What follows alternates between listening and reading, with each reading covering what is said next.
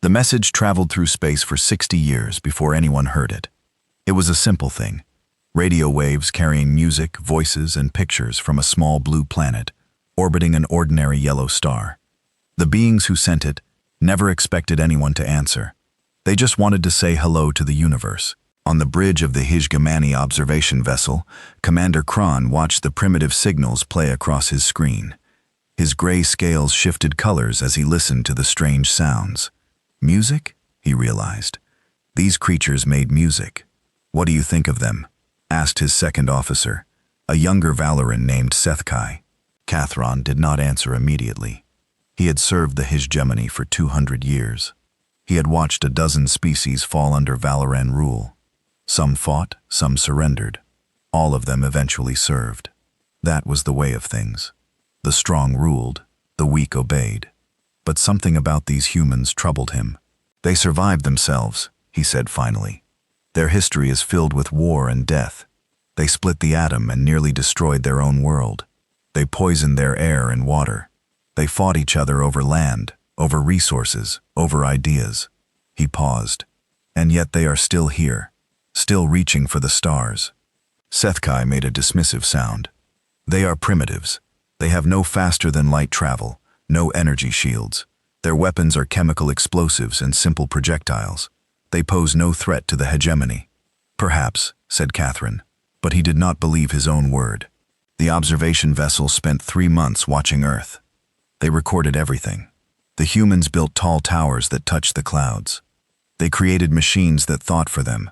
They sent small ships to their moon and to the red planet nearby. They argued and fought and loved and dreamed.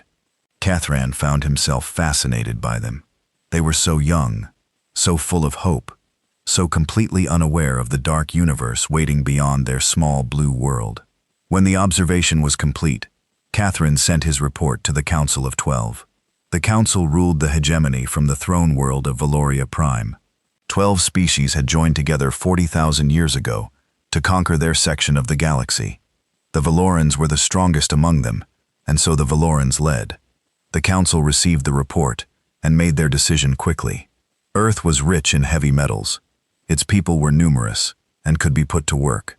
The planet would make an excellent addition to the hegemony. The humans would submit, or they would suffer. There was no third option. Catherine requested permission to speak before the council.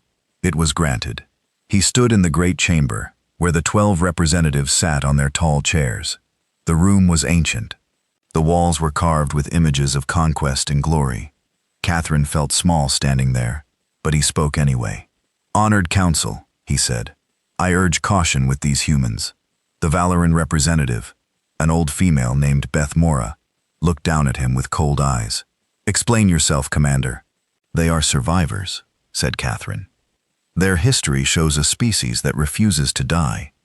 They fight each other constantly, yet they grow stronger from each conflict. They adapt, they learn, they overcome." "They are primitives," said the CH representative. The Kree were large creatures covered in thick armor plates. They respected only strength. They have no ships worthy of the name. Their weapons cannot scratch our hulls. What is there to fear? "Their spirit," said Catherine. "I watched them for 3 months. They never give up. When disaster strikes, they rebuild. When enemies attack, they unite. When faced with impossible odds, they find a way." The council members looked at each other. Some seemed thoughtful. Most seemed amused. "You have served well, Commander," said Betha. "But you have grown soft in your old age. These humans are nothing special. They will submit like all the others. We will send the standard submission protocol. If they resist, we will break them. This discussion is over." Catherine wanted to argue more, but he knew it would change nothing.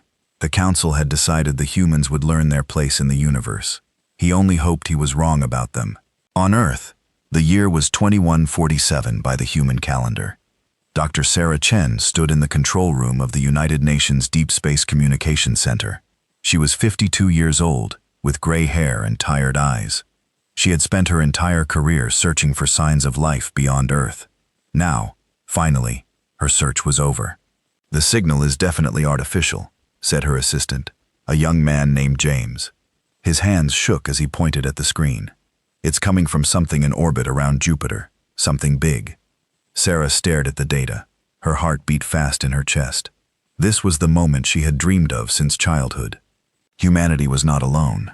There were others out there, intelligent beings who had crossed the vast distance between stars. "Have we decoded their message?" she asked. James nodded.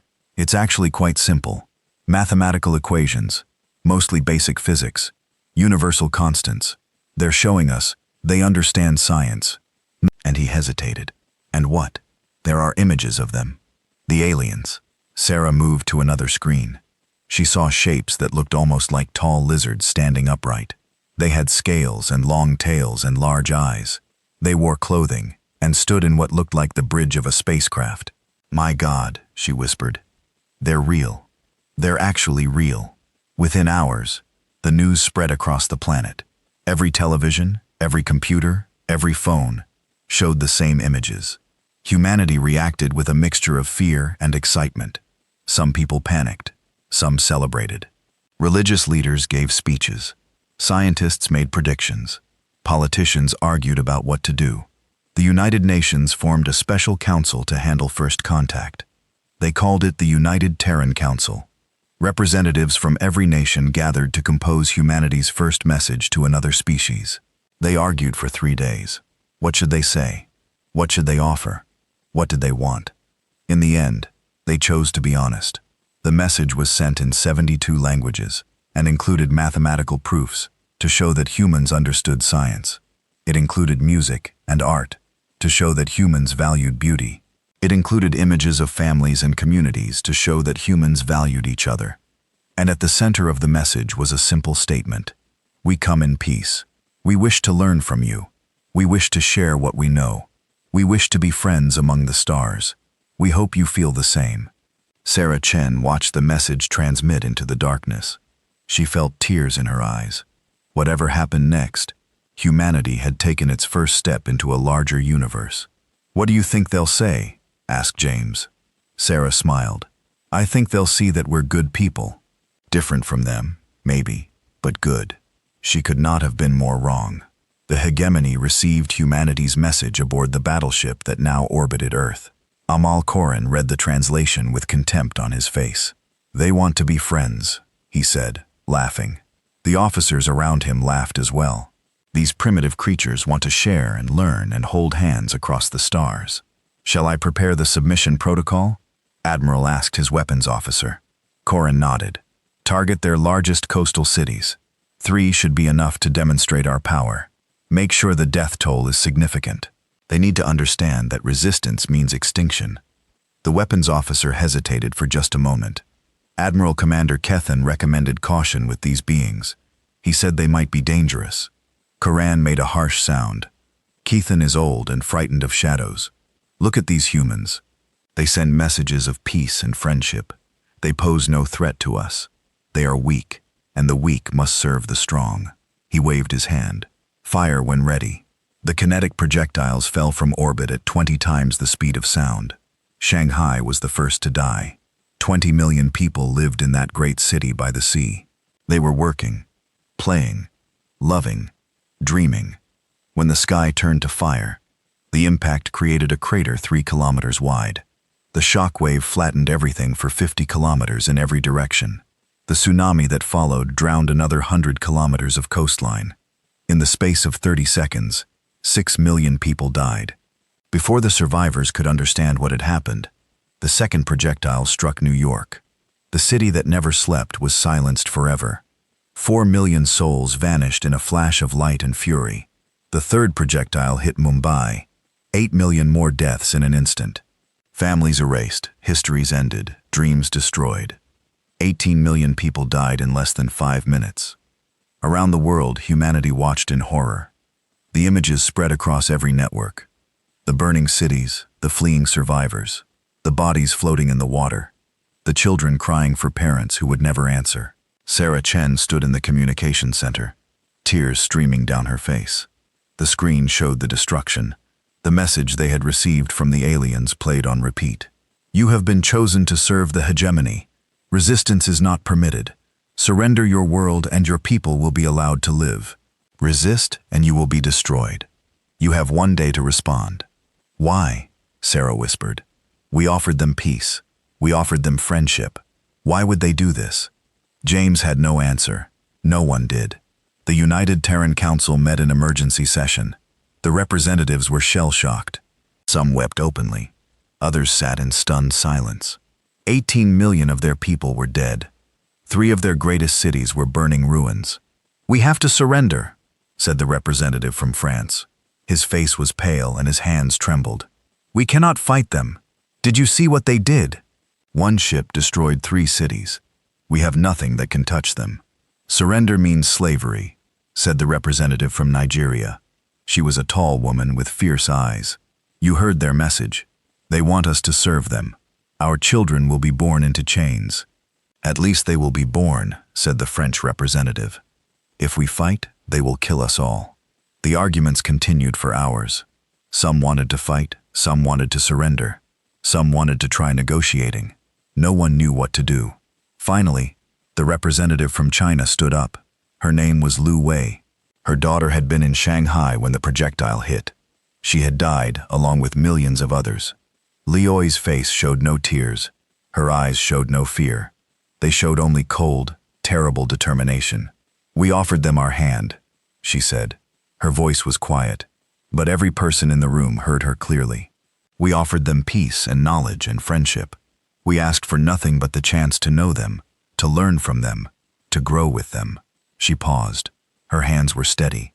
They answered by killing 18 million of our people, children, families, innocent people who had done nothing wrong. They murdered them because they thought we were weak, because they thought we would bow down and serve them out of fear. She looked around the room. I will not bow.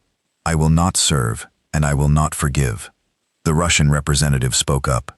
What choice do we have? We cannot fight them. Our weapons are useless against their ships. Louis smiled. It was not a pleasant smile. Today we cannot fight them. But we are human. We learn. We adapt. We overcome. We have done it before. We will do it again. They will destroy us if we resist, said the French representative. They will destroy us anyway, Yun said. Louis, slavery is just death spread over time. I would rather die on my feet than live on my knees, and I would rather my children die free than live as slaves. The room was silent. What do you propose? Asked the representative from Brazil. Leo turned to face the window. Outside, the sun was setting. The sky was red like blood. We go quiet, she said. We make them think we are broken. We rebuild our cities. We mourn our dead. We act like the weak primitives they believe us to be. And then we prepare. Every nation, every resource, every mind. We unite as one species for the first time in our history. We learn their technology. We build our own ships. We create weapons they have never imagined. She turned back to face the council. And when we are ready, we make them pay for every single life they took. Not because we want revenge, but because they need to learn that humanity is not prey. We are not slaves. We are survivors, and we will never, ever give up. The council voted. The decision was unanimous. The response was sent to the alien ship the next day. It was simple and short.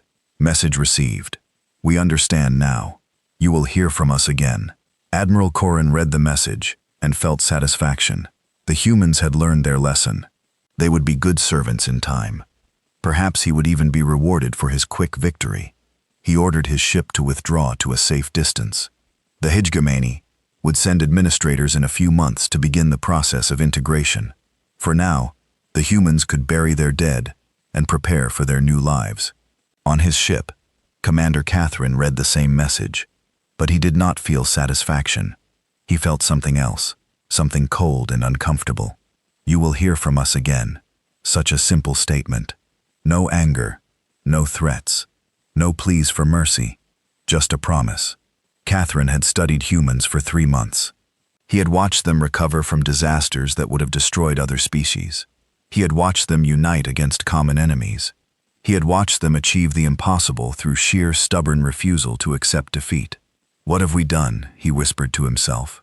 No one answered. No one would answer for many years. But deep in his heart, Catherine knew the hegemony had made a terrible mistake, and one day they would pay for it. On Earth, the survivors began to dig. Not graves, though there were many of those.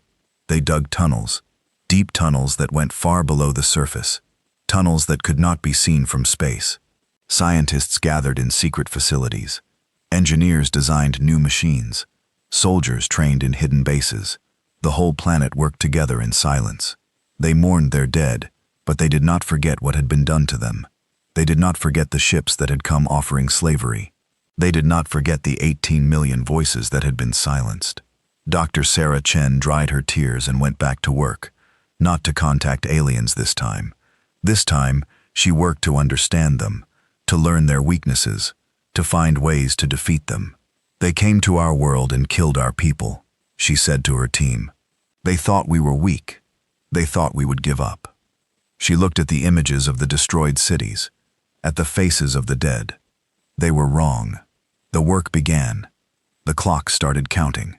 And somewhere in the depths of the earth, humanity began to forge the weapons of its revenge. They had offered peace. They had offered friendship. They had offered their hand in welcome. The universe had answered with fire and death. Now humanity would answer in kind. Not today, not tomorrow, but someday. And on that day, the hegemony would learn what it meant to awaken a sleeping giant. The day would come, and regret would follow. 15 years is a long time to be silent. The hegemony watched Earth from a distance. Their sensors showed the humans rebuilding their destroyed cities. Small ships still flew between Earth and its moon. Primitive satellites orbited the planet. Nothing had changed. The humans had learned their place.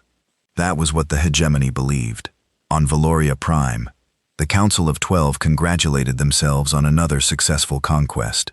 The human world would be integrated into the hegemony within a decade. Their resources would fuel the empire. Their people would serve as labor for the mines and factories. The submission protocol worked perfectly, said Admiral Corrin at a ceremony in his honor. The humans are broken. They pose no threat. The audience applauded. The Admiral smiled. Everyone was happy. Everyone except Commander Cathron. The old Valoran had retired from active service. He spent his days in his home watching the reports from Earth. Something did not feel right. The humans had stopped sending signals into space. Their broadcast spoke only of rebuilding and mourning. They showed no anger, no fear, no desire for revenge. This troubled Catherine deeply. He had studied human history. After every great tragedy, humans responded with emotion. After their world wars, they built monuments and swore oaths. After natural disasters, they gave speeches about strength and resilience. Humans were loud creatures. They expressed their feelings openly, but now they were quiet. Too quiet. Catherine sent a message to the council. I recommend we send observers to Earth. The humans are behaving strangely. Their silence concerns me. The council rejected his request. You worry too much, old friend. The humans are primitives. They are mourning their dead and accepting their fate. There is nothing to investigate. Catherine disagreed, but no one listened to retired commanders. So he continued to watch and worry in silence. Deep beneath the mountains of Earth, the truth was very different from what the hegemony believed. Dr. Yuki Tanaka had not slept in 3 days. She stood in a vast underground facility, carved into the rock beneath Mount Fuji. Around her, hundreds of scientists and engineers worked at computer stations and experimental equipment. Run the simulation again, she said. Her assistant nodded and pressed a button. On a large screen, a model appeared. It showed a ship bending space around itself, creating a bubble that could travel faster than light. The mathematics work, said the assistant.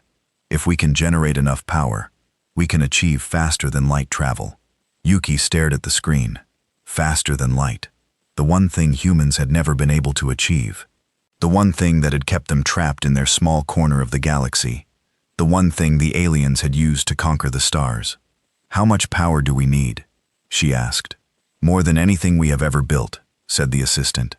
We would need to harness the energy of a small star. Yuki smiled. It was a tired smile, but it was real. Then we better start working on that. She turned to face her team. These were the best minds on Earth. Physicists, engineers, mathematicians, programmers. They had given up their normal lives to work in this underground facility. They had not seen sunlight in months. They had not spoken to their families. They had sacrificed everything for this project. 15 years ago, we reached out to the stars with hope in our hearts, and said, Yuki, we offered peace and friendship. We received death and slavery in return. She pointed at the screen. This is how we answer. Not with anger, not with words, with science, with knowledge, with the one thing humans have always been good at.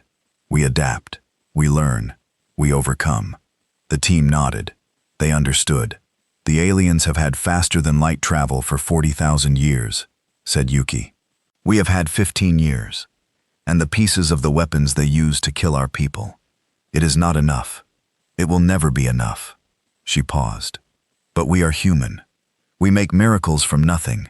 We achieve the impossible every day. And we will do it again because the alternative is extinction. And I refuse to let our species end like this. The work continued day after day, month after month, year after year. On the other side of the world, General Marcus Webb stood in a different underground facility. This one was carved into the heart of an asteroid that orbited between Earth and Mars. Webb was 60 years old with gray hair cut short like a brush. His face was hard and his eyes were harder. He had been a soldier his entire life. He had fought in 3 wars before the aliens came. He had lost friends in each one. Now he was building an army to fight an enemy humanity had never faced before. Show me the progress, he said. His aide pressed a button. The walls of the room became transparent, revealing a massive construction bay that stretched for kilometers. Inside the bay, hundreds of ships were being built. Some were small and fast. Others were huge and bristling with weapons. All of them were hidden from alien eyes. The Shadow Fleet, said the aide. 173 vessels completed. Another 50 under construction, all built using technology, reverse-engineered from the kinetic weapons they used against us. Webb walked along the observation deck studying the ships.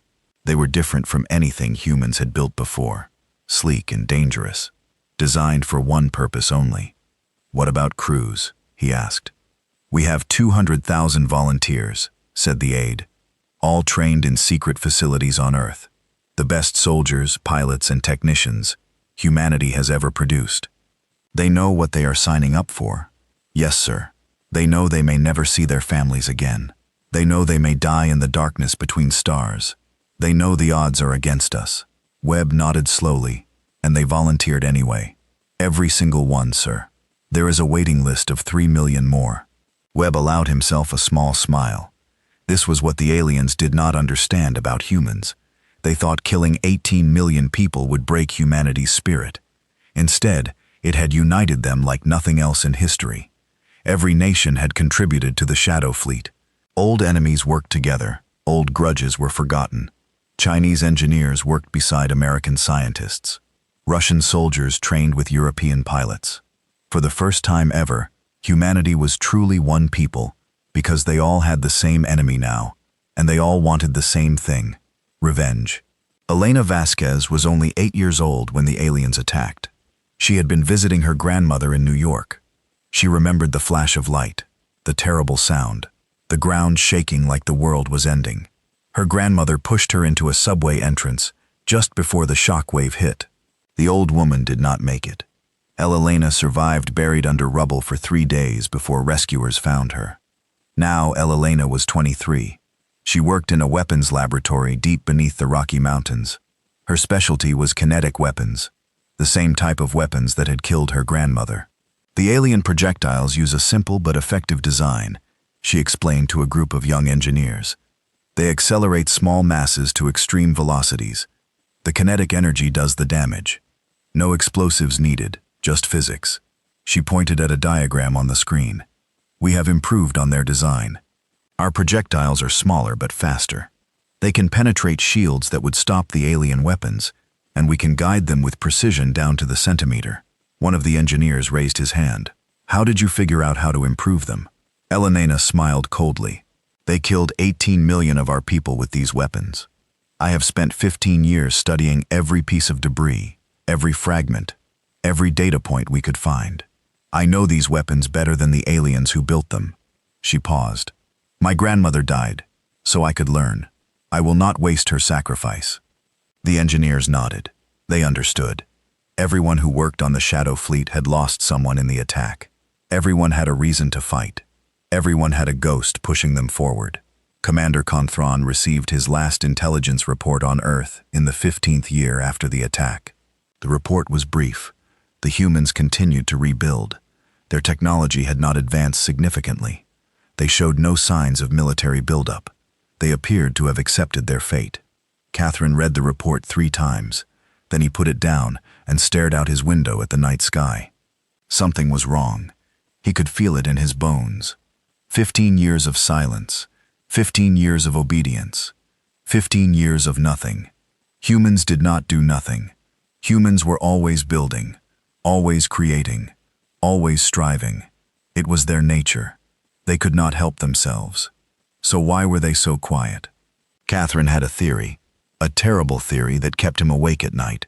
But he had no proof, and without proof, no one would listen. He wrote one final letter to the Council of 12. "I have served the hegemony for 250 years. I have watched a dozen species submit to our rule. I have never been wrong about a threat assessment. Please hear me now. The humans are not broken. They are waiting. I do not know what they are planning, but I know they are planning something. Every instinct I have developed over 2 centuries tells me we are in danger. Send observers to Earth. Send them immediately, before it is too late." The council read his letter. They discussed it briefly. Then they dismissed it. "Keithan has become paranoid in his old age," said Bethra. "The humans are farmers and fishermen now. They pose no threat. Let the old commander enjoy his retirement and his fantasies." The council moved on to other business. The human world was forgotten. This was a mistake that would cost them everything. In the 15th year, Dr. Yuki Tanaka made her breakthrough. She stood in the testing chamber, watching as a small probe prepared for launch around her. The entire facility held its breath. Years of work had led to this moment. Thousands of lives dedicated to a single goal. "Power levels stable," said an engineer. "Drive core activated. All systems ready." Yuki nodded. "Launch the probe." The probe activated its drive. For 1 second, nothing seemed to happen. Then space itself seemed to bend around the small vessel. Reality warped, light distorted, and the probe vanished. The room was silent. Then the sensors beeped. "We have it," shouted an engineer. "The probe is transmitting from the Kuiper belt. That's 50 astronomical units away." The journey took less than 3 seconds. The room erupted in cheers. People hugged each other. Some cried. Some laughed. Some fell to their knees in relief. Faster than light travel, humans had achieved it in 15 years.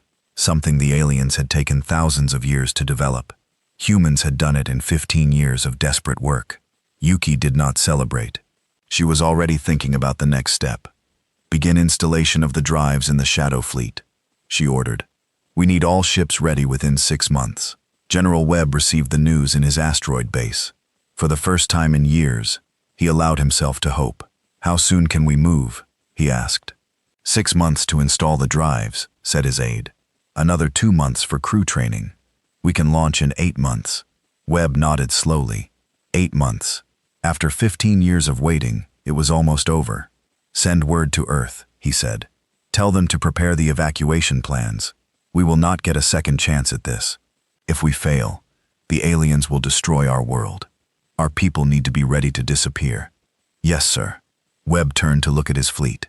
173 ships, 200,000 soldiers, the sum total of humanity's hope for survival. "We are going to war," he said quietly, "against an empire that has ruled for 40,000 years. Against enemies with technology we are only beginning to understand. Against forces that outnumber us 1,000,000 to 1. He smiled. It was not a pleasant smile. "They think we are broken. They think we are weak. They think they have already won." He clenched his fist. "They are wrong, and we are going to show them exactly how wrong they are." Louis, now the leader of the United Terran Council, addressed the secret meeting of world leaders one final time. "In 8 months, our fleet will launch. For 15 years, we have worked in secret. We have built ships they do not know exist. We have created weapons they have never seen. We have trained soldiers they cannot imagine. She paused. When our fleet attacks, the aliens will retaliate. They will come to Earth seeking vengeance. That is why we must prepare our people for evacuation. 8 billion humans must disappear. We have identified thousands of hiding places, asteroid colonies, underground bases, frozen moons, dead planets where no one would think to look. And Earth itself? Asked one of the leaders. Louis's face was hard as stone. Earth will serve one final purpose, but that is information only a few need to know. The leaders nodded. They trusted HFY. She had led them through the darkest years. She would lead them through what came next. When this is over, said HFY, humanity will be scattered across 1,000 worlds. We will be harder to kill, harder to find, and we will never stop fighting until we are free. She stood straight and proud. Our ancestors built civilizations from nothing. They crossed oceans and wooden ships.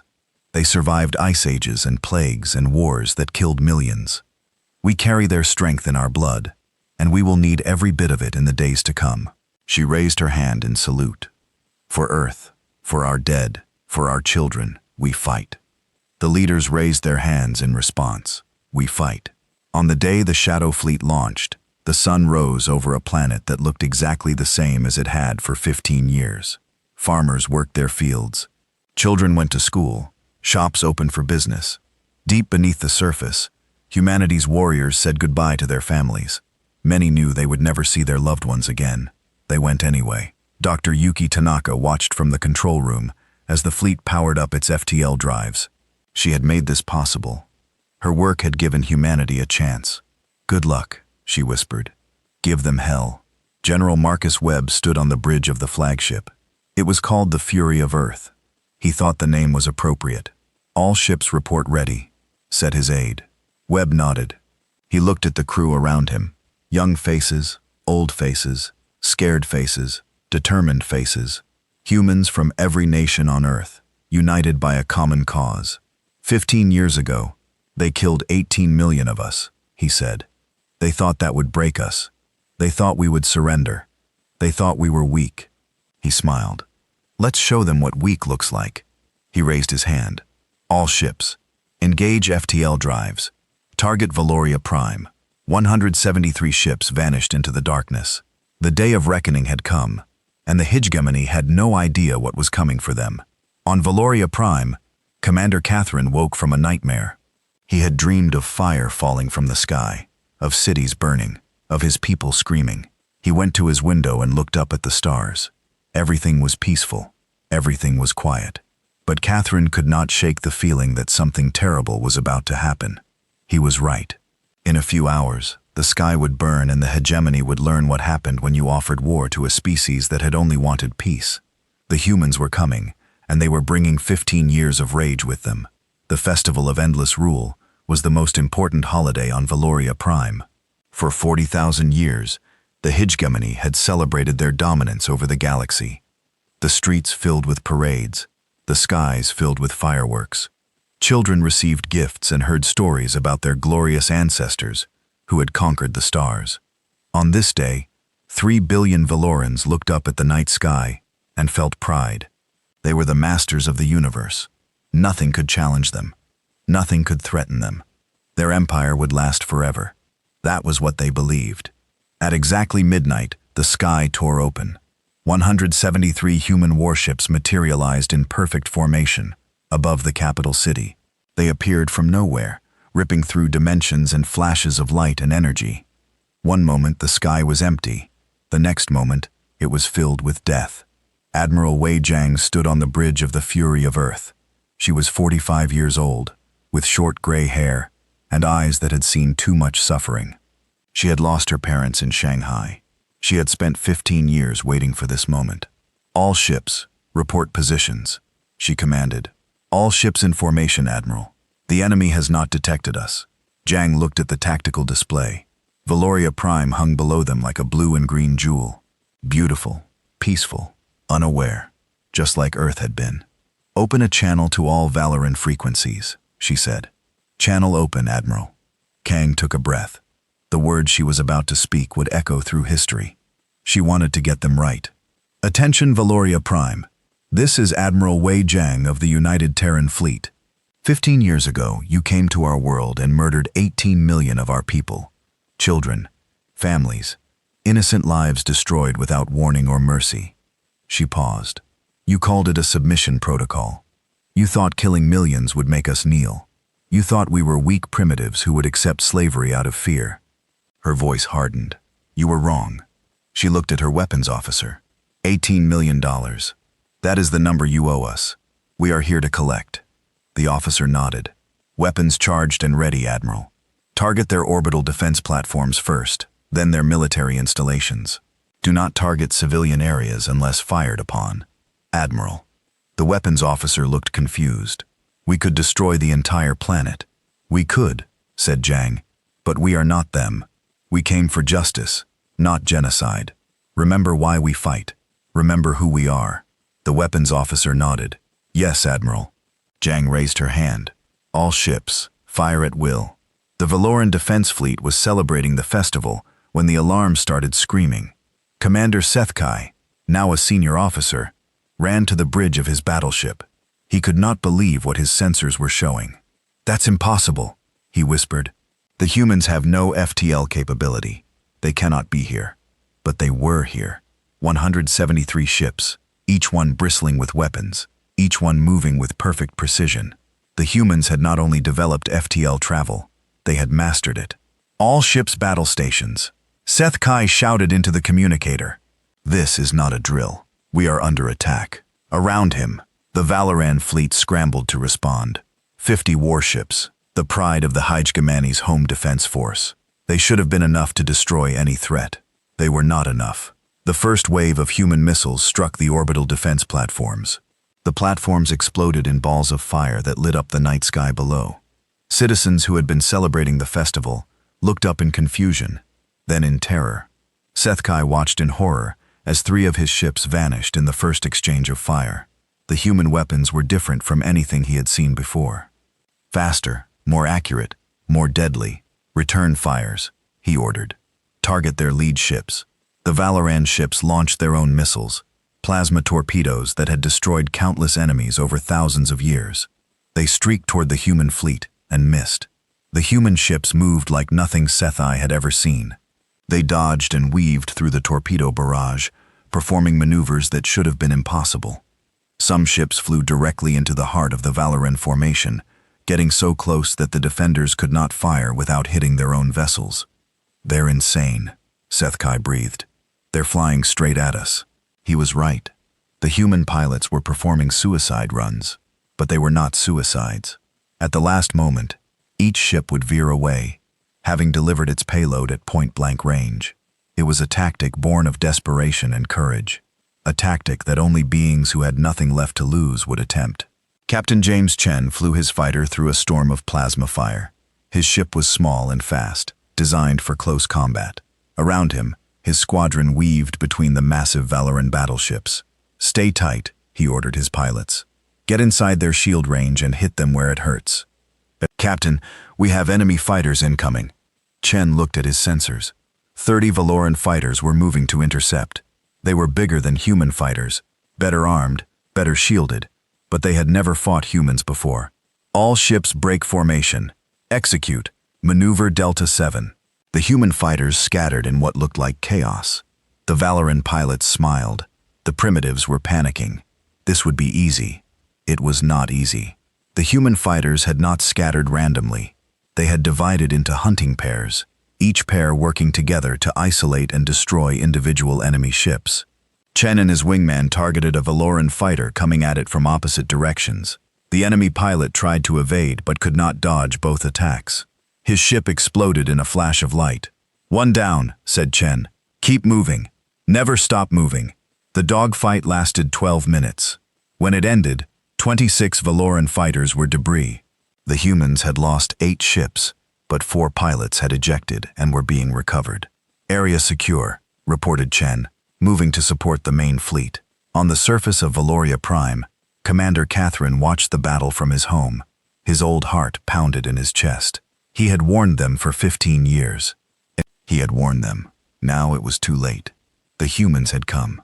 His communicator beeped. It was Vathora from the council. "Catherine, what is happening?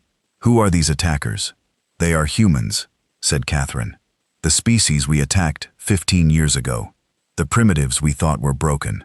Impossible. They have no FTL technology. They do now." Catherine's voice was tired. "I told you they were dangerous.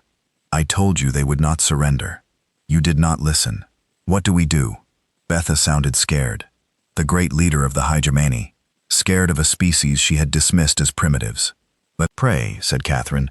"Pray that they show us more mercy than we showed them." He ended the communication and continued watching the battle. The human fleet was methodically destroying every military target in orbit. They were efficient and precise, professional, deadly, but they were not attacking civilian targets. Not yet. Perhaps, thought Cathan. There was hope. Perhaps the humans were better than the hegemony. He would soon find out. Admiral Jang watched as the last Valoran battleship tried to escape. It was damaged and leaking atmosphere. Its shields were down. Its weapons were destroyed. "They're trying to jump to FTL," reported her tactical officer. "Should I destroy them?" Jung considered for a moment. Part of her wanted to kill every Valoran ship, every Valorian soldier, every being who had been part of the force that murdered her parents, and 18 million others. But that was not who she wanted to be. "Let them go," she said. "Let them run back to their fleet, and tell them what happened here. Let them spread fear through the hegemony." "Yes, Admiral." The damaged ship jumped away, leaving the humans in complete control of Valoran space. The battle had lasted 9 hours. 23 Valoran warships had been destroyed. 15 more had been damaged and captured. The orbital defense network was slag. The military installations on the ground were burning. The humans had lost 21 ships and 6,000 soldiers. A heavy price, but worth it. "Open a channel to the planet," ordered Jung. "Channel open, Admiral." Jung looked at the world below. 3 billion Valorans waited to learn their fate. They had spent the night watching their fleet burn, watching their defenders die, watching everything they believed about their invincibility shatter like glass. "Good. Citizens of Valoria Prime, this is Admiral Wei Jiang. The battle is over. Your fleet has been destroyed. Your defenses have been eliminated." She paused, letting the words sink in. "We came here tonight to deliver a message. Not conquest, not genocide. A message." She stood straighter. 15 years ago, you came to our world and killed 18 million innocent people. You thought this would make us surrender. You thought this would make us slaves. Her voice grew cold. "You were wrong." She pointed at the tactical display. "Tonight, we prove that humanity is not weak. We are not prey. We are not slaves. We are survivors. And we will never forget what you did to us." She let the silence stretch for a moment. "This is day 1. There will be many more. We will strike when you least expect it. We will appear from nowhere and disappear before you can respond. We will remind you again and again that the hegemony made an enemy they cannot defeat." She prepared to close the channel. "Remember tonight, Valoria Prime. Remember the fire in your sky. Remember the fear in your hearts. And remember why this happened." She gave one final command. Remember why the channel closed. The human fleet began to power up its FTL drives. "All ships prepare to jump," ordered Jung. "Random coordinates. Scatter pattern alpha. Reassemble at 7 in 48 hours. Admiral, their reinforcement fleet is approaching. 300 ships." Jang smiled grimly. "Then we better be gone before they arrive. All ships jump now." One by one, the human vessels disappeared into the darkness. When the Valoran reinforcements arrived, they found only debris in the smoking ruins of their once proud defense network. The humans were gone, but their message remained. On Valoria Prime, the festival of endless rule had become a day of mourning. The skies were dark with smoke. The streets were empty. The proud citizens who had celebrated their empire's greatness now huddled in their homes, afraid. Commander Kethron walked through the ruins of a military base near his home. Human weapons had struck with surgical precision. The barracks were destroyed. The command center was destroyed. The weapons depot was destroyed. But the hospital next door was untouched. The school across the street was untouched. The residential buildings were untouched. The humans had not come for slaughter. They had come for justice. Catherine felt something he had not felt in centuries. Shame. His people had attacked Earth without warning. They had killed millions of innocent civilians. They had offered no mercy, no choice, no chance of survival. They had simply rained death from the sky because they could. The humans had every right to do the same. They had every right to destroy Valoria Prime and everyone on it. Instead, they had struck only military targets. They had shown restraint, discipline, mercy. They were better than the hegemony. Kothron found a piece of debris with human writing on it. He could not read the words, but he kept the fragment anyway. It was a reminder of what his people had done, a reminder of what they now faced. The humans were coming, not for conquest, for justice. And they would not stop until they got it. The Council of 12 met in emergency session. The chamber, that had once echoed with pride, now echoed with fear. "How did this happen?" demanded the Kree representative. "The humans had no ships, no FTL, no weapons. They have them now," said Betha. Her voice was hollow. "Somehow in 15 years, they developed technology we took thousands of years to create. They are primitives. This is impossible." "And yet it happened," said a quiet voice. Catherine stood in the doorway. He had not been invited to the meeting, but no one stopped him from entering. "I warned you," he said. 15 years ago, I told you the humans were dangerous. I told you they were survivors. I told you they would not surrender." "You cannot blame us for this," said the CRT representative. "We followed standard procedure. The submission protocol has worked for 40,000 years. It worked against species who had given up hope," said Catherine. "Against species who saw no future. Against species who had accepted that the universe was cruel and that the strong would always rule the weak." He stepped closer to the council. "Humans are different. They do not accept cruelty. They do not bow to strength. They fight. They adapt. They survive. And when you hurt them, they do not forget." "What do you suggest we do?" asked Beth Mora. Catherine was silent for a moment. "Sue for peace. Apologize for what we did. Offer compensation. Accept responsibility. Never." The CRT representative slammed his fist on the table. "The hegemony does not apologize. We do not bow to primitives. We will crush them." "With what?" asked Catherine. "They destroyed 50 ships in one night.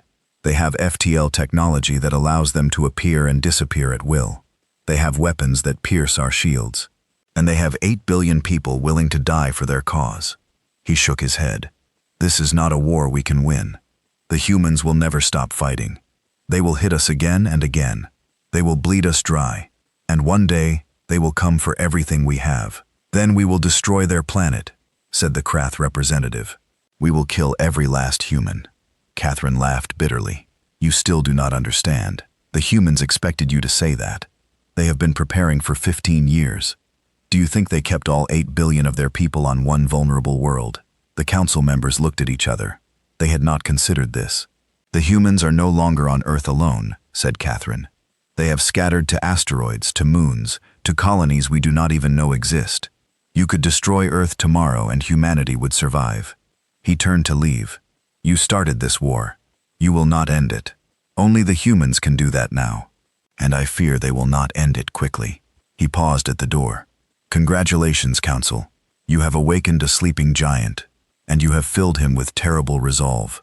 May whatever gods you believe in have mercy on us all." He left the chamber. Behind him, the council argued and shouted and blamed each other. But they could not change what had happened. They could not undo the attack on Earth. They could not take back the 18 million lives they had stolen. All they could do now was wait for the humans to strike again, and they would strike again. Soon, Admiral Jang sat in her quarters aboard the Fury of Earth. The fleet had reassembled at a hidden location. The celebrations were over. The reality of what lay ahead was setting in. They had won the first battle, but the war had just begun. 21 ships lost, 6,000 soldiers dead. The faces of the fallen haunted her dreams. She knew each of them. She had trained with many of them. She had sent them to their deaths. But they had died for a cause. They had died fighting the empire that had murdered their families. They had died proving that humanity would not be enslaved. It was worth it. It had to be worth it. Her communicator beeped. It was General Webb. "Admiral, congratulations on your victory. The Council sends their thanks." "Thank you, General. What are our orders?" "Continue the campaign. Hit their supply lines. Destroy their shipyards. Make them bleed. Make them understand that this war will cost them everything." Jang nodded. "And Earth." Webb was silent for a moment. "The evacuation is nearly complete. 8 billion people have been relocated. Only skeleton crews remain. You think they will attack Earth? I know they will. Their pride will demand it. That is why we prepared. Earth will serve one final purpose when that day comes." Jang felt a chill. She knew what the general meant. She did not like it, but she understood it. "What about peace?" she asked. "Is there any chance of negotiation?" "Not yet. They are too proud, too arrogant. They still think they can win." Webb paused. "We will teach them otherwise. One battle at a time, until they understand that the only way this war ends is with justice. Justice for the 18 million. Justice for humanity. And if they refuse to offer justice, then we keep fighting for as long as it takes, for as many generations as necessary, until they learn what it means to harm the human species." John closed her eyes. War without end. Death without end. Pain without end. But surrender was not an option. Slavery was not an option. The hegemony had offered humanity a choice: submit or die. Humanity had chosen a third option: fight. "Understood, General. We will continue the campaign. Good luck, Admiral. And remember, this is not about revenge. This is about survival. This is about making sure no one ever attacks our species again." "I understand." The communication ended. Jang looked out the window at the stars. Somewhere out there, the hegemony was preparing their response. Somewhere out there, battles were being planned that would kill millions more. But humanity would survive. They had survived ice ages and plagues. They had survived world wars and atomic bombs. They had survived everything the universe had thrown at them. They would survive this too, because that was what humans did. They survived. The hegemony sent everything. 4,000 warships gathered at the edge of human space. Battleships, carriers, destroyers. The largest fleet ever assembled in the history of the hegemony. Ground armies numbering 5 billion soldiers waited in transport ships. They had one simple mission: destroy Earth, kill every human, end the war. Admiral Corrin commanded the fleet. He had been promoted after the disaster at Valoria Prime. The Council wanted someone aggressive, someone ruthless, someone who would not show mercy. "Set course for the human homeworld," he ordered. "Maximum speed. We end this today." The massive fleet jumped into FTL.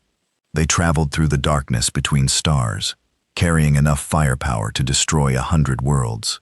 The humans would pay for their attack on Valoria Prime. They would pay with their lives, with their planet, with their very existence. But the humans knew they were coming. General Marcus Webb stood in a hidden bunker on a moon orbiting Jupiter. Around him, screens showed the evacuation of Earth. 8 billion people being moved to secret locations across the solar system and beyond. "How much longer?" he asked. 12 hours until the last transport leaves," said his aide. "We're cutting it close. We always knew we would." "Are the charges in place?" "Yes, sir. 15 years of preparation. Every major fault line, every volcanic hotspot, every deep mine. Earth is ready." Webb closed his eyes.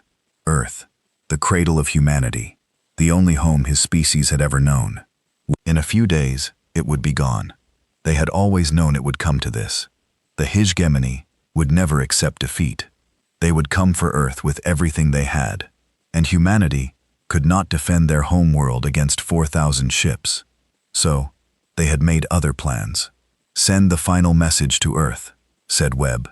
"Tell our people to say goodbye to their planet. Tell them to remember everything they love about it, and tell them to be ready." "Yes, sir." Webb looked at an image of Earth on his screen. Blue oceans, green continents, white clouds, the most beautiful world in the universe. Soon it would be fire and ash. But humanity would survive. That was all that mattered. Now on Earth, Sarah Chen walked through the empty streets of New Beijing. The city had been rebuilt after the alien attack. 30 million people had lived here. Now it was empty. She was one of the last to leave. She had work to finish. Sarah was 70 years old now. Her hair was white, her body was tired, but her mind was still sharp. She had spent 15 years working to defeat the aliens who had taken everything from her. Now she had one final job. Dr. Chen, the transport is waiting. She turned to see a young soldier standing behind her.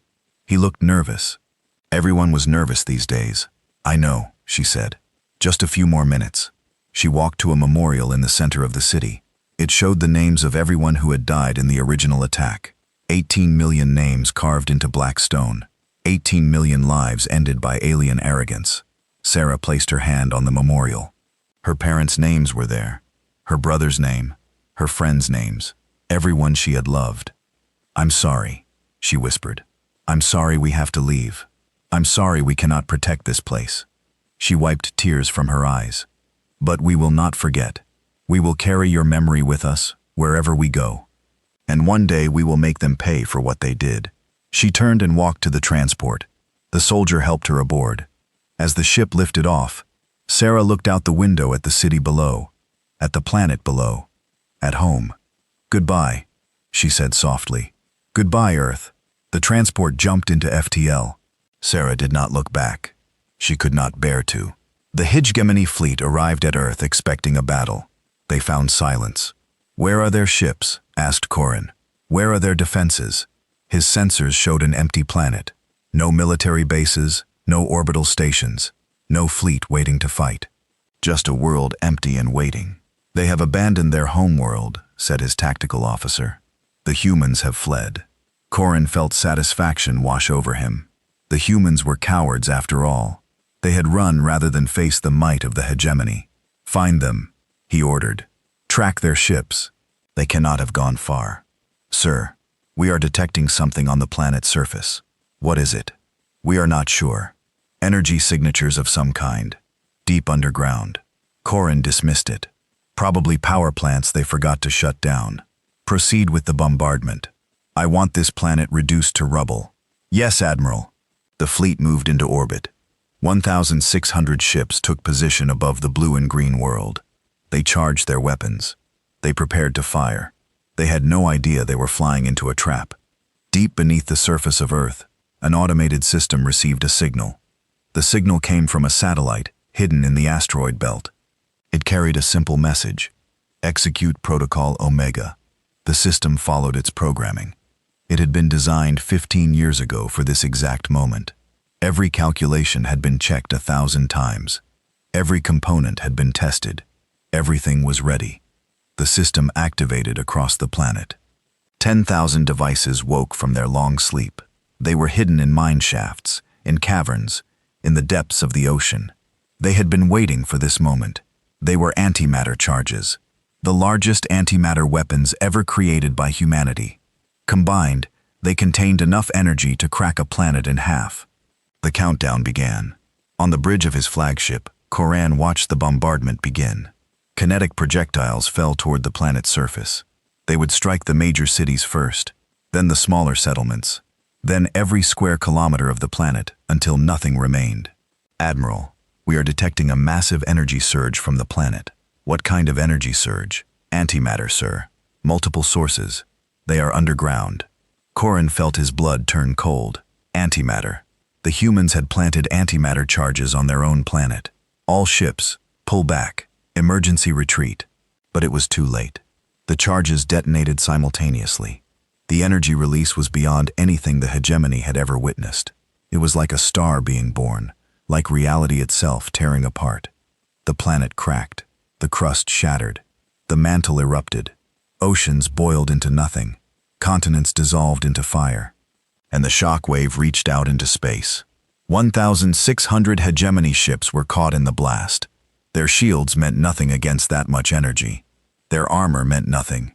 They were simply erased, vaporized, turned into atoms scattered across the void. When the fire faded, Earth was gone. In its place was a field of debris, rocks and dust, and memories. The cradle of humanity had sacrificed itself to destroy its enemies. The hegemony fleet that had come to end humanity had lost 40% of its strength in seconds. And from the darkness, a message broadcast on all frequencies. Our cradle for your fleet. The trade was worth it. Was it worth it to you? The news of Earth's destruction spread through the galaxy. No one could believe it. The humans had destroyed their own homeworld. They had killed 1,600 hegemony ships and lost their planet in the process. On Valoria Prime, Commander Catherine heard the news and wept. Not for the hegemony ships, for the humans, for the species that had loved their world so much they were willing to sacrifice it rather than see it enslaved. They are insane, said Bethra. No sane species would destroy their own homeworld. They are not insane, said Catherine. They are free. They valued their freedom more than their planet, more than anything. Then they are fools, are they?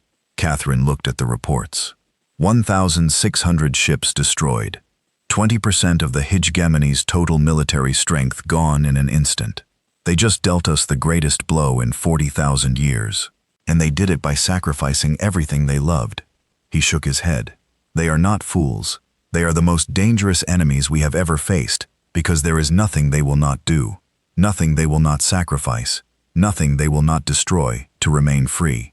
Beth Moore had no response. For the first time, she looked truly afraid. The war continued for 15 more years. Without their homeworld, humanity became impossible to find. They had scattered to 1,000 secret colonies, asteroid bases, underground cities on frozen moons, hidden stations in the void between stars.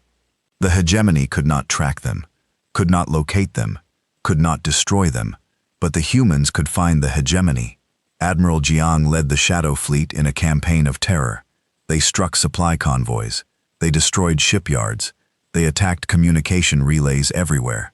Where the hegemony turned, humans were there, killing, burning, disappearing before reinforcements arrived.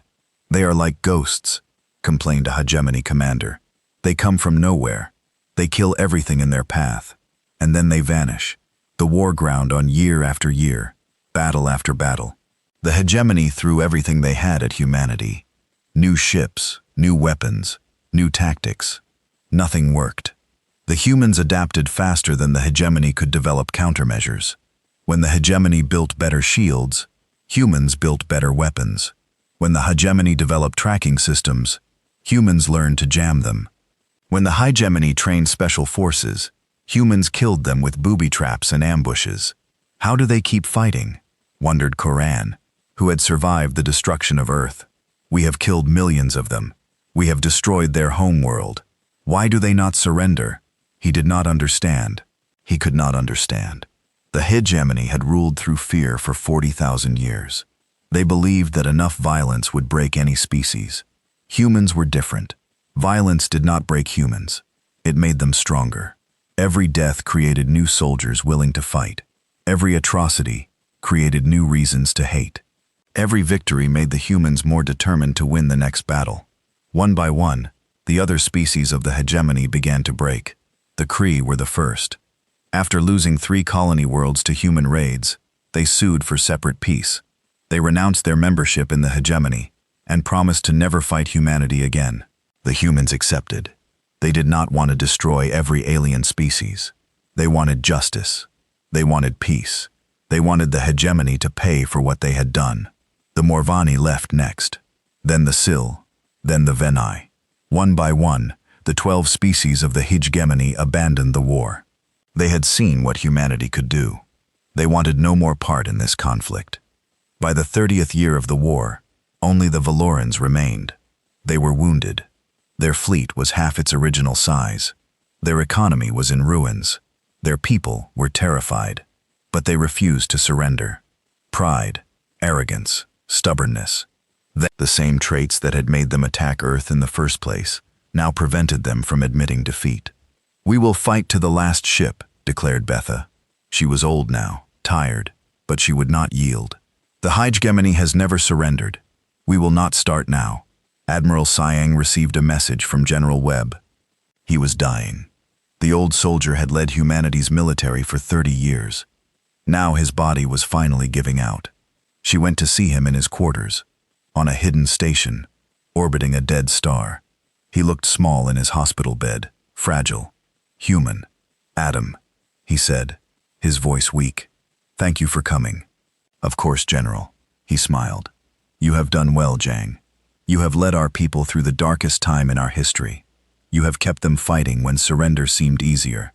You have given them hope. I only did my duty, she said. You did more than that. You became a symbol. When people see your ships, they know that humanity has not been broken, that we are still fighting, that we will never stop. He coughed. His body was failing. The war is almost over, he said. The Valorans are alone. Their fleet is destroyed. Their allies have abandoned them. All that remains is their pride. What do you want me to do, General? Webb looked at her with clear eyes. Despite his dying body, his mind was still sharp. Offer them a choice. Surrender unconditionally. Face tribunal for their crimes. Accept responsibility for what they did. And if they refuse, then we continue until one of us no longer exists. Zhang nodded. I understand. Webb reached out and took her hand. His grip was weak, but his intention was strong. Remember why we fight, Admiral? Not for revenge, not for conquest. For justice. For the 18 million. For Earth. For everything they took from us. I will remember. Webb smiled one last time. Good. Now go finish what we started. End this war. Give our children a future worth living. He closed his eyes. Marcus Webb died that night. The man who had built humanity's military from nothing. The man who had planned the destruction of Earth to save his species. The man who had never stopped fighting. Admiral Zhang stood at his memorial service. Soldiers from every human colony attended. They came to honor the general who had given them a chance to survive. He asked me to end the war, Zhang said in her eulogy. He asked me to remember why we fight. I will honor both requests. She looked at the gathered soldiers, gay-haired veterans who had fought since the beginning, young soldiers who had been born in hidden colonies, never knowing Earth except through stories, all of them united by a common cause. The Valorans are alone now. Their empire has crumbled. Their allies have fled. All that remains is their stubborn pride. She raised her hand. We will break that pride, not through cruelty, not through genocide, through persistence, through determination, through the simple fact that we will never, ever give up. She closed her fist. For General Webb, for the 18 million, for Earth. The soldiers repeated the words, for Earth. The final campaign began. Commander Catherine received the news that Admiral Jeong's fleet was approaching Valoria Prime. 200 human ships against the 30 that remained of the Valoran Defense Force. The end had come. He went to see Betha in the council chamber. She sat alone. The other representatives had fled or died.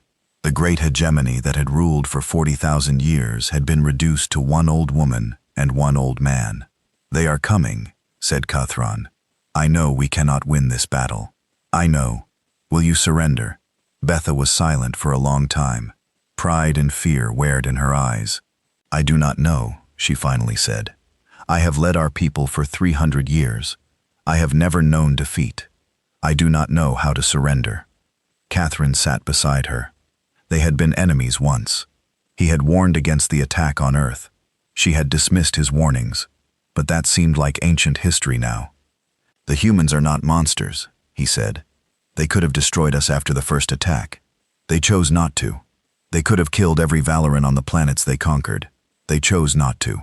What are you saying? I am saying there may be mercy if we accept responsibility. If we admit what we did was wrong. If we surrender with dignity, rather than fighting to the last. Fora looked at him. Her eyes were tired. After everything we have done, you believe they will show mercy? I believe they are better than us. I have believed it since I first studied them. I have been proven right again and again. He took her hand. Choose mercy, Vathmora. Choose peace. Choose to give our people a future, even if it is not the future we imagine. Vathmora closed her eyes. When she opened them, something had changed. The pride was still there, but it was joined by something else. Acceptance. Very well, she said. Contact the human fleet. Tell them we are ready to discuss terms. Keithan felt relief wash over him. After 31 years of war, it was finally ending. But he knew the hardest part was still to come. Not the negotiations, not the trials, not the punishment. The hardest part would be looking the humans in the eye and admitting that everything they had suffered was the hegemony's fault. That would be the true price of defeat. And Catherine suspected it was a price that would take generations to pay. The final human fleet surrounded Valoria Prime like a ring of steel. 200 warships, the last of humanity's military strength. They had traveled across the galaxy, fighting battle after battle, losing friends and family along the way. Now they were here, at the homeworld of their enemy, at the place where the war could finally end. Admiral Wei Jiang stood on the bridge of the UTS Remembrance. The ship had been renamed after Earth's destruction. It carried the memory of humanity's lost homeworld in its very name. Jiang was 61 years old now. Her hair was completely gray. Her face was lined with years of worry and grief. She had been fighting this war for almost half her life. She had watched friends die. She had ordered attacks that killed thousands. She had done terrible things in the name of survival. Now it was almost over. "Admiral, the Valoran fleet has powered down their weapons," reported her tactical officer. "They are not resisting, and the planet shields are lowered. Defense platforms are offline. They have surrendered." Jiang closed her eyes. 31 years. 31 years of war. Billions dead on both sides. Humanity's homeworld destroyed. Countless colonies burned. All of it leading to this moment. "Open a channel to their leadership," she ordered. "Channel open." "Admiral." Jiang looked at the blue and green world below her. It was beautiful. Like Earth had been beautiful. Full of life. Full of people. Full of dreams. "This is Admiral Wei Jiang of the United Terran Fleet. We have received your surrender. We are prepared to discuss terms." A face appeared on her screen. An old Valoran female, Voth Mor Mora, the last leader of the hegemony. "Admiral Jiang, I am ready to speak with you. Are you prepared to face justice for what your people did?" Beth Mora was silent for a moment. Pride and defeat weared in her expression. "I am prepared to discuss your terms." Jiang nodded. "Then we will meet on neutral ground. Bring Commander Kathan as well. I understand he warned you about attacking Earth. I would like to speak with him. He will be there." The channel closed. Jiang turned to her crew. "Prepare a shuttle. I will meet with their representatives personally." Her aides stepped forward. "Admiral, is that wise? This could be a trap." Jiang smiled tiredly. "If they wanted to trap us, they would have kept their weapons powered. No, the war is over. Now comes the hard part. The hard part, Admiral. Deciding what justice looks like, and whether we are better than the beings who started this war." The meeting took place on a small moon, orbiting the outer gas giant of the Valoran system, a neutral location, neither human nor Valoran. Admiral Jiang walked into the meeting room, flanked by 2 guards. Across the table sat Beth Mora and Commander Cathron. They looked old, tired, defeated. Good, thought Jiang. They should feel defeated after everything they did.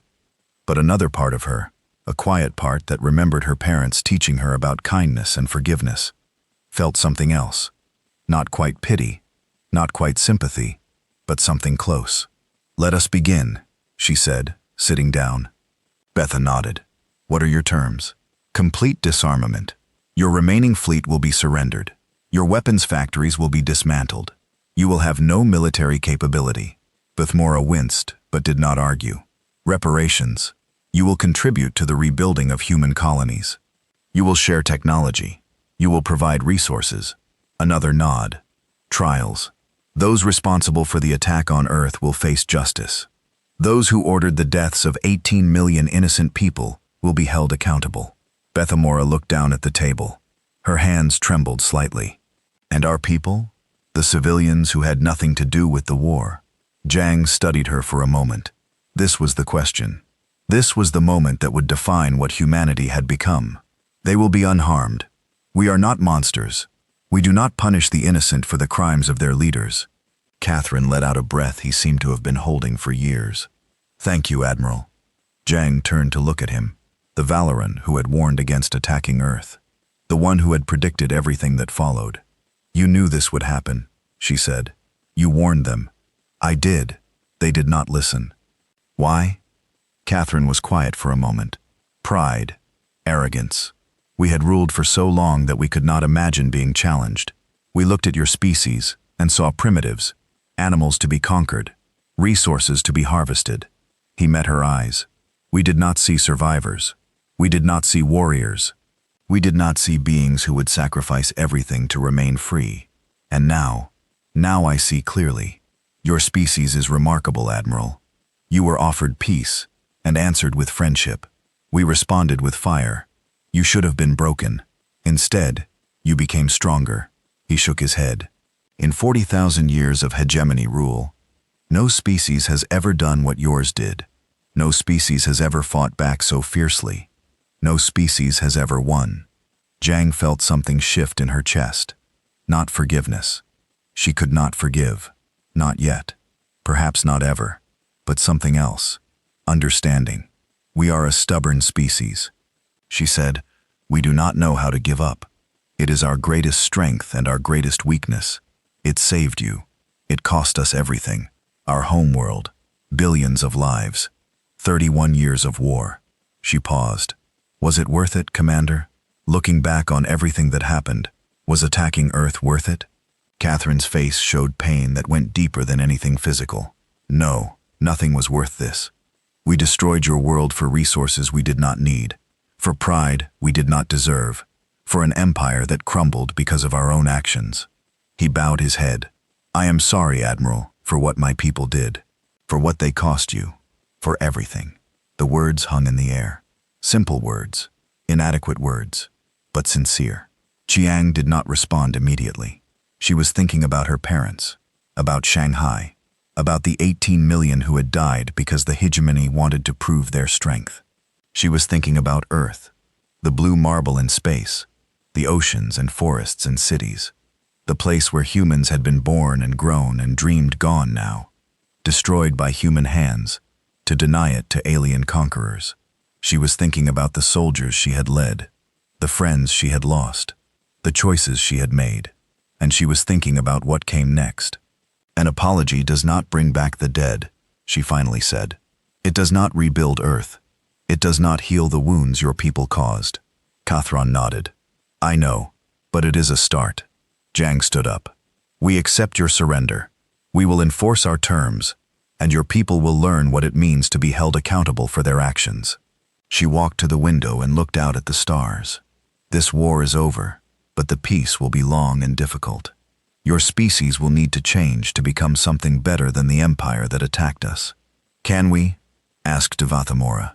After everything, Zhang turned to look at her. Humans have changed many times throughout our history. We have gone from tribes to nations, to a united species. We have survived wars and plagues and disasters. We have rebuilt again and again. She paused. If we can change, so can you. It will take time. It will take generations. But it is possible. If you choose it, she walked toward the door. I will address your people tomorrow. The war ends officially at midnight. Make sure everyone knows. She stopped at the threshold. One more thing. I want to broadcast a message to the galaxy. A final transmission. Will you allow it? Beth Mora nodded slowly. What kind of message? Zhang's expression was unreadable. The truth about what happened, about why, about what it cost, and about what we choose to do now. She left the room. Behind her, two aliens sat in silence, trying to understand the beings who had destroyed their empire, and then offered them mercy. The next day, every screen in the galaxy carried the same broadcast. Admiral Wei Jiang stood on the bridge of the Remembrance, looking into a camera that would transmit her words across 100 star systems.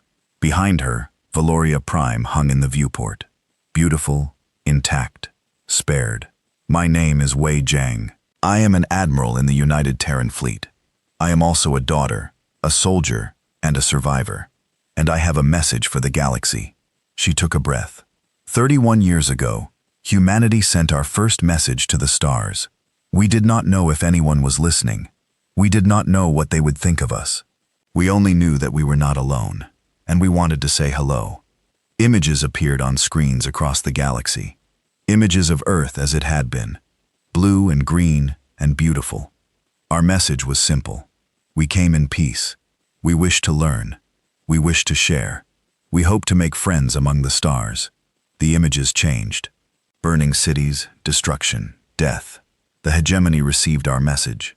They came to our world, and they answered our friendship with fire. 18 million of our people died in a single afternoon. Children, families, innocents, who had done nothing wrong. Zhang's voice remained steady, but emotion flickered in her eyes. They thought this would break us. They thought we would kneel and serve. They thought we were weak because we wanted peace. The images changed again. Human ships, human soldiers, human determination. They were wrong. She stood straighter. We spent 15 years preparing. We united as a species for the first time in our history. We developed technology.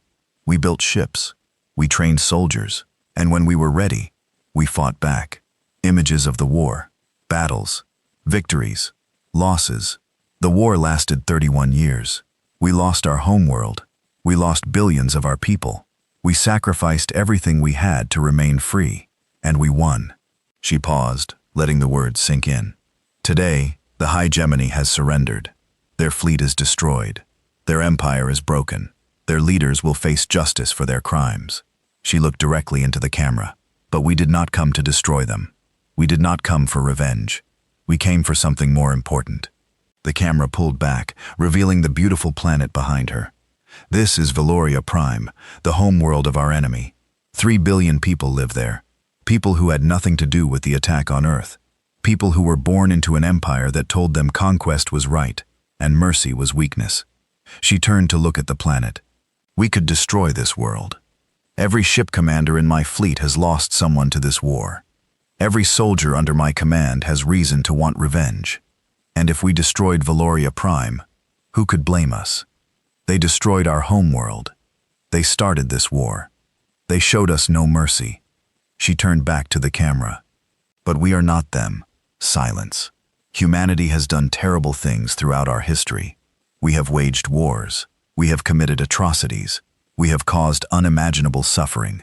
But we have also shown mercy. We have also forgiven. We have also chosen to be better than our worst impulses. She spread her hands. Today, we make that choice again. The Valoran people will not be destroyed. They will be held accountable, but they will survive. Their children will grow up in a galaxy where humans are not conquerors, but partners, where strength is not measured by how many you can kill, but by how many you can save. She lowered her hands. This is the last transmission from Earth. Our world is gone, sacrificed to end a tyranny that threatened everything we loved. But humanity endures. We scattered to 1,000 worlds. We built. We fought. We survived. Because that is what we do. Her voice grew stronger. You looked at us and saw prey. You should have seen survivors. She paused. If this is how peace was offered, you answered with war. Regret follows. Another pause. We do not forgive. We do not forget. But we choose to be better than you. She straightened. This war is over. See that you remember why it began. The transmission ended. Across the galaxy, billions of beings watched in silence. Valorans wept in their homes, understanding for the first time what their empire had done. Other species watched in awe at the humans who had won the war, and then chosen mercy. Children asked their parents what it meant. On the remembrance, Admiral Zhang closed her eyes. It was done. 31 years of war, billions dead, a homeworld lost, and at the end, mercy. She did not know if it was the right choice. She did not know if history would praise her or condemn her. She only knew it was the choice she could live with. Captain James Chen, who had fought in the first battle of the war as a young pilot and now commanded his own ship, approached her. Admiral, the fleet is asking for orders. Zhang opened her eyes. Stand down all weapons. Begin relief operations. There are people on that planet who need food and medicine. Make sure they get it. Chen hesitated. Some of the crews are not happy about helping the Valorans. I know. Tell them I understand. Tell them their anger is justified. And then tell them that we won this war because we were better than our enemies. If we act like them now, we lose everything we fought for. Chen nodded slowly. I will tell them. He started to leave, then stopped. Admiral, for what it is worth, you made the right choice. General Webb would be proud. Zhang felt tears threaten to fall. She held them back. There would be time for tears later. Right now, she had work to do. Thank you, Captain. Now, let us show the galaxy what humanity can do when we choose to build instead of destroy. 100 years later, on a green world called New Terra, children gathered in a classroom. They came from many species. Human children sat beside Valoran children. Kree played with Morvani during recess. The old hatreds were fading year by year. The teacher was an old woman named Sarah Chen. Not the Sarah Chen who had witnessed the first contact. That Sarah had died decades ago. This was her granddaughter, named in her honor. Today, we are going to learn about the first contact war, said Sarah. The children grew quiet. They had heard stories. Of course, everyone had heard stories. But the official lessons were important. A long time ago, before any of you were born, humans lived on a world called Earth. It was a beautiful world. Blue oceans and green forests and white clouds. She showed them images. The children gasped at the beauty. When humans discovered that they were not alone in the universe, they were excited. They sent a message to the stars, a message of peace and friendship. She paused. But the hegemony which ruled this part of the galaxy at that time did not want peace. They wanted conquest. They attacked Earth and killed millions of innocent people. A young Valoran child raised her hand. My grandmother says that was wrong. Your grandmother is correct. It was very wrong. And it started a terrible war that lasted 31 years. Sarah showed them images of the war, not the violent images. The children were too young for those. Just images of ships and soldiers in ruined cities. Humans lost their homeworld in the war. Earth was destroyed, but humans survived. They fought until the hegemony surrendered. A human boy raised his hand. Did we kill all the Valorans? Sarah smiled gently. No. When the war ended, humans chose mercy. They punished the leaders who started the war, but they did not harm the innocent. She gestured at the Valorian children in the classroom. That is why your friends are here today. That is why we live together in peace. Because humans chose to be better than their enemies. She walked to the front of the classroom. The lesson of the first contact war is not about revenge or hatred. It is about choices. The hegemony chose to answer friendship with violence. Humans chose to answer victory with mercy. She looked at each child in turn. Every day, each of you will face choices. Small choices, big choices, and the choices you make will shape who you become. She smiled. Choose kindness when you can. Choose strength when you must. And always remember that the hand you offer in friendship is more powerful than the fist you raise in anger. A bell rang. Class was over. The children gathered their things and ran outside to play. Humans and Valorans and all the others mixed together, laughing together. Sarah watched them go, the future running into the sunlight, the promise of everything humanity had fought for. In orbit above New Terra, a memorial station circled the planet. At its heart, preserved in stasis, floated a single handful of Earth's soil, all that remained of humanity's first home. Its plaque read simply, Earth, Cradle of Humanity, Sacrifice 262, so that others may live, so that none may forget. And in the museum attached to the station, visitors could see the last transmission ever sent from Earth. The message Admiral Jiang had broadcast to the galaxy when the war ended. It ended with 8 words that had become humanity's motto. 8 words that defined who they were and who they chose to be. We choose to be better than you. The words hung in the darkness of space. A promise, a warning, a hope. Humanity had reached for the stars with an open hand. The universe had answered with fire. And humanity had answered with something even more powerful. Mercy. Because in the end, that was what made them human. Not their strength, not their weapons, not their technology. Their choice to be better. Always.